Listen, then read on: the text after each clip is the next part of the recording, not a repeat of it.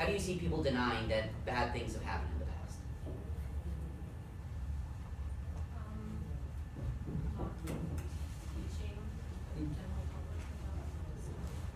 Awesome, right? Deciding to not teach it, not talk about it. What are elements that you've seen people in government or monuments or museums not talk about things that happen?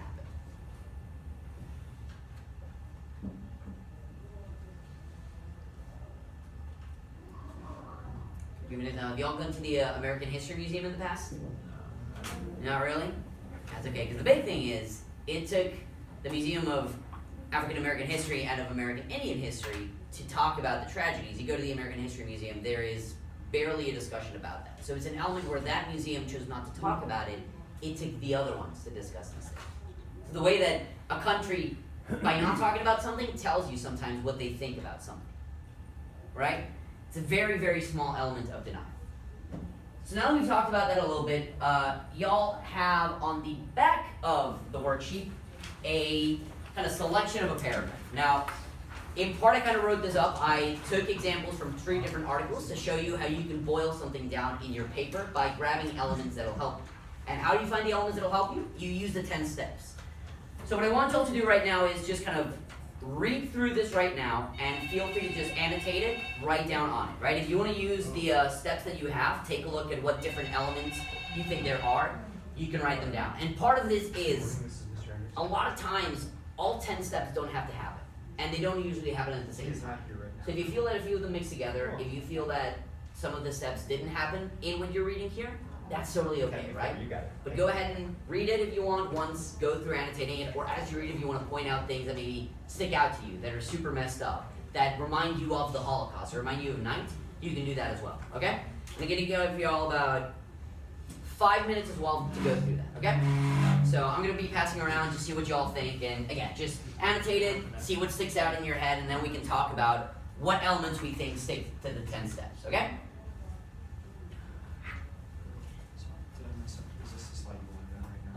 Yeah, we can do this. No worries.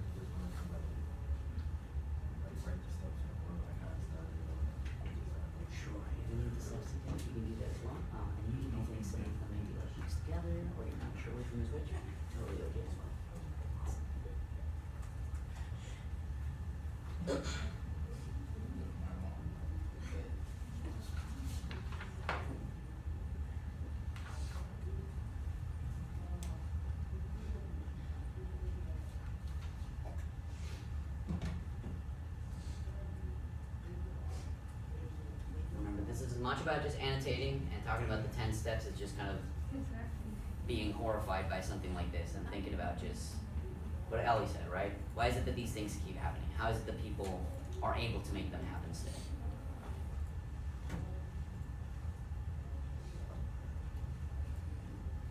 So in this paragraph, the Haitians and the Americans, you don't live with them. Exactly. It's basically the kind of thing where like Haitians were a lot more dark skinned than Dominicans, and when the Spanish arrived, they decided to separate them like that. So the really messed part of it, right, is they would not just only attack Haitians. If they saw a Dominican who was black enough, they would think that they were Haitians. Yeah, so it's the kind of thing where even like being from the Dominican Republic wouldn't save you. It would be army side as well. So The thing about the pronunciation is it's pretty like it's a bad word. that was the one thing that she did like mess me off. Yeah. And then the part like is like if you were dark skinned enough or you could pronounce it, like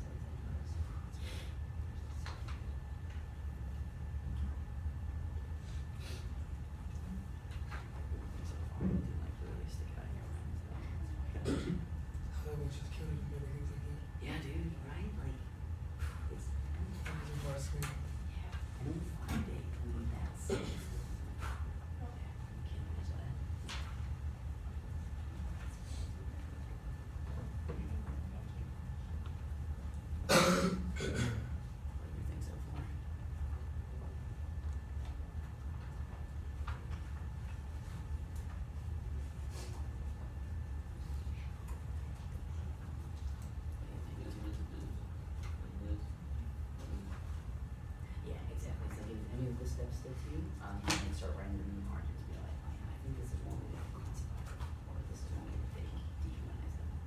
Yeah, I think there's no wrong answer. Like, no, this game. This game. Mr. Kennedy, could you just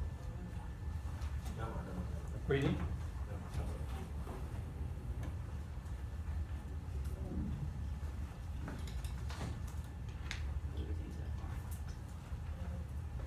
It's crazy, right? It's like you read the first thing. That's like 1987. Yeah, it was really long. It was crazy. Never mind. Scary.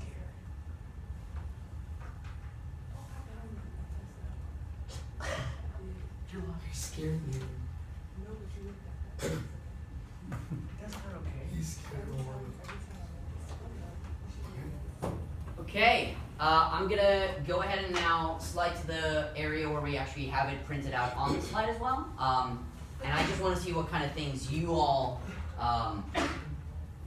ended up underlining, ended up writing down. So before we do that though, what were your initial reactions to this? How do you feel when you were reading through this? I see a lot of head shaking, a lot of just, Like, disgusting.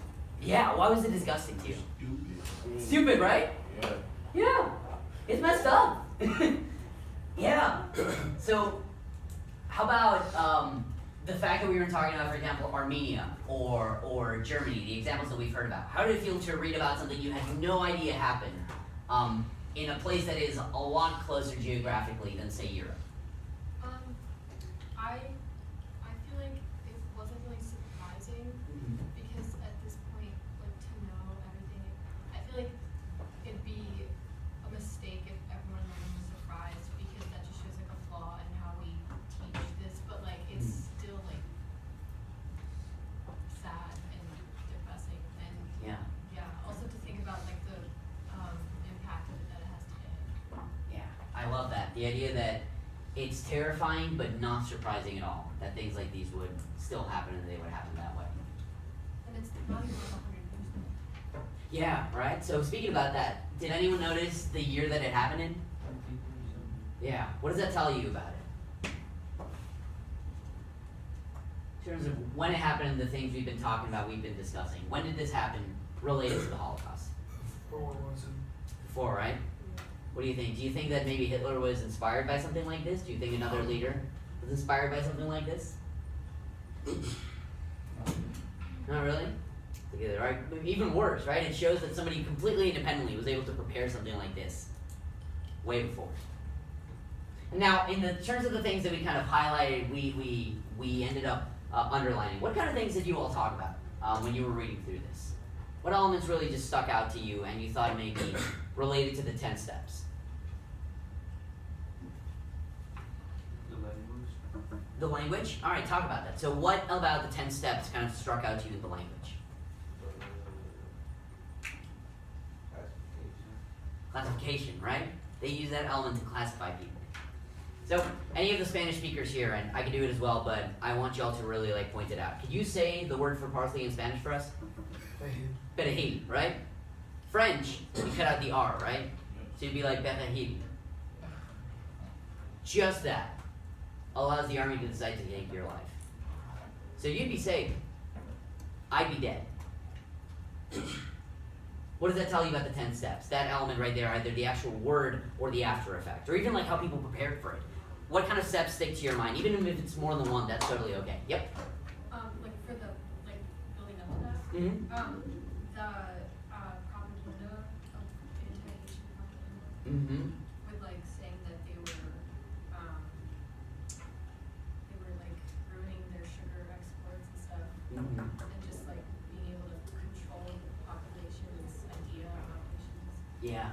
And I like that you said that because I thought that, and actually that's why I chose that part of the speech. I thought that would be polarization on the part of Trujillo, but I didn't think about it as organization, as preparing an official state-sanctioned reason why to kill people. I hadn't actually thought about that as Yeah, well. So. they were like, oh, it's ruining the economy, which is like how a lot of things happen. They probably had like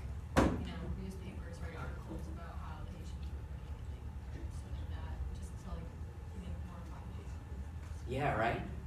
No, exactly. I don't see it in there, but I would bet anything that at some point they came up with a name for Haitian people that had something to do with an animal or something that Just made them something seem like humanizing. less human than you, right? Oh, yeah. Totally agree, Mr. Henderson. But I have a question. Were the Haitians, like, I know that like they were colonized before this. Mhm. So at that point, like the indigenous Haitian and like Caribbean people, they were like obsolete at that point. Was it mostly like slave trade? Exactly. And it's so really weird part of the story. Very strange tangent, but it kind of makes this the more messed up. So Haiti's the only country in the world that led a successful slave rebellion and founded the country after that. Right. Yeah. Because the original, I mean, the indigenous people, they died like disease because of the Spanish. Exactly. So it's the kind of thing where in Dominica they survived a little bit more, but in Haiti, exactly, it was an entire nation founded upon the slaves who said, we're not going to take this anymore, succeeded, created an entire government. So that is definitely also another part, right? Imagine Dominican people, and weird thing, so Trujillo actually had Creole ancestor blood in him. So when we talk about Hitler might be having like Jewish ancestors, could be that as well. So we go to kind of a quick list at the very, very end, talking about the 12 steps of denial, but as a quick addendum to that, like 3 years ago, the Dominican government passed a law that if you had Haitian ancestry, even going back maybe 3 generations, they were stripping you of your citizenship. It still happened in 2018, the event. I think we can skip one more as well. Yeah, I think after that. This one? Yeah, so I think we have a few minutes here.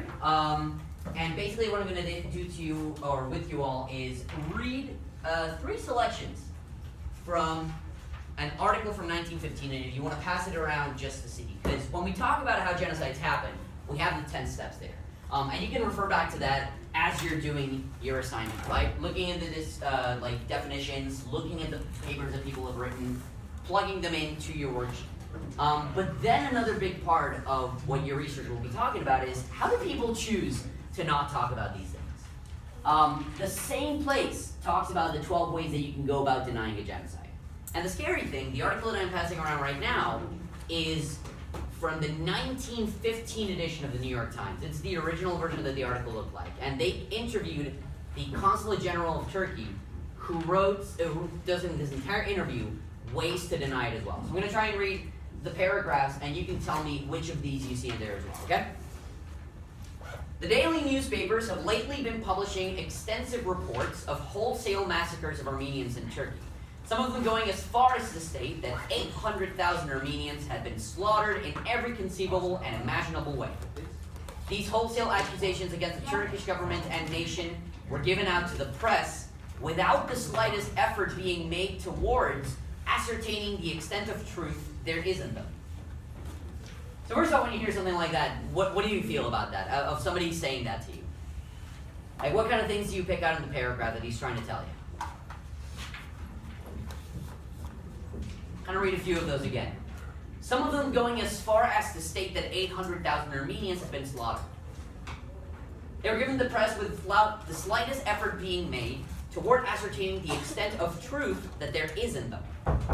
Yep. It's like giving a statistic, but was it saying that no one's trying to find out if it's true or not? Like no one's trying to find out if it's more than that? Mm-hmm. Exactly, right? There's that element of going as far as to state, right? You read that and you say, oh, all right, you're trying to tell me something about how the number might not be true. So figuring out how people might speak about something like that. And then he says, to put it briefly, the Armenians of that section of the empire had risen with arms in hand against Turkish authority, and therefore could not be regarded otherwise than rebels. All those who have been killed